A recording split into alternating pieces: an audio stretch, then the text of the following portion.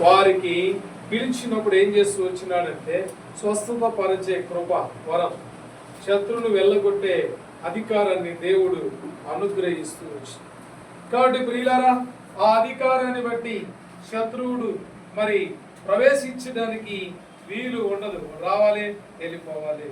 కాబట్టి అందుకనే దావీదు అంటున్నాడు, దావీదు ఏమంటున్నాడంటే ఆయన చెప్పిన మాటలు, శత్రువులను నన్ను వెంబడించారు కాబట్టి వారిని ఏం చేయాలా, మీరు జ్ఞాపకం చేసుకుంటేని ఉపవాసముతో ప్రార్థన చేస్తూ వచ్చాడు.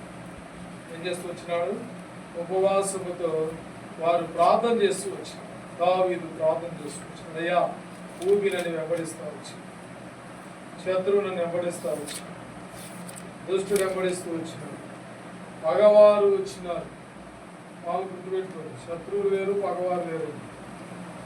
శత్రువులు పర్యాయ పదాల్లో పగవాడు ఎలా ఉంటాడంటే వాడిని పగ నెరవేర్చుకునేంత ఆసక్తి కలిగి ఉంటాడు. వాడు ఏది కూడా వానికి ఒక ప్రేమ, ఒక జాలి, వానికి దయ, దాక్షిణ్యం అనేది ఉండలేము. మనకి కావాల్సిందేంటి? వాడు పగ తీర్చుకోవడమే. కాబట్టి పగ తీర్చుకోవడమే వారి వంతు.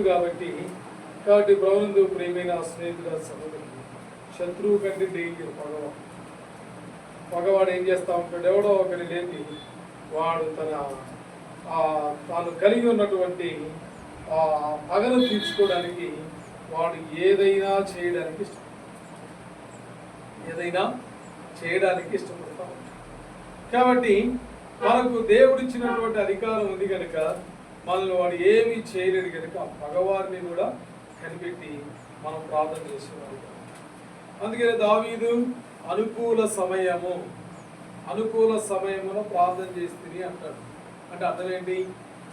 అనుకూల సమయం అంటే ఎప్పుడైతే మనకు ప్రాబ్లమ్స్ ఎలాగ అవుతున్నాయో వెంబడే గమనించి ప్రార్థన పూర్తి కలిగి ఉన్నాం. కొన్నిసార్లు లేట్ అయిపోయింది అనుకో, కొన్ని వ్యాధులుగా తయారైతుంది, ప్రమాదం జరిగిపోతుంది. ప్రమాదాలు జరగవలసినటువంటి మనం ఆ వివేచన లేకుండా అలాగే ముందుకెళ్ళామంటే జరగవలసిన నష్టం జరిగిపోతాం. ఆ తర్వాత మనం ఏమి చేయలేదు. అందుకని దావీదు అంటా ఉన్నాడు, నేను అనుకూల సమయంలో నేను నిన్ను ప్రార్థించాను. ఎంత మంచి మాట! కాబట్టి ప్రతి ఇంటిలో ప్రతి విశ్వాసి తర్వాత మనకు ముందుగా సింప్టమ్స్ తెలియబడతా ఉంటాయి. దుష్టుడు ఎప్పుడైతే ప్రవేశిస్తాడో దేవుడు మనలో ఉంటుంటాడు కాబట్టి ఆ సిగ్నల్స్ వస్తూ ఉంటాయి, ఆ సింబల్స్ మనకు కనబడతా ఉంటాయి. ప్రార్థన చేసేటప్పుడు, మన నిద్రలో ఉన్నప్పుడు, లేకపోతే ఏదో విధంగా ప్రమాదంలో ఉన్నప్పుడు వాడు ఎక్కడో అటాక్ చేస్తూ ఉన్నాడు, వాడు ఎక్కడో నష్టం కలుగజేస్తూ ఉన్నాడు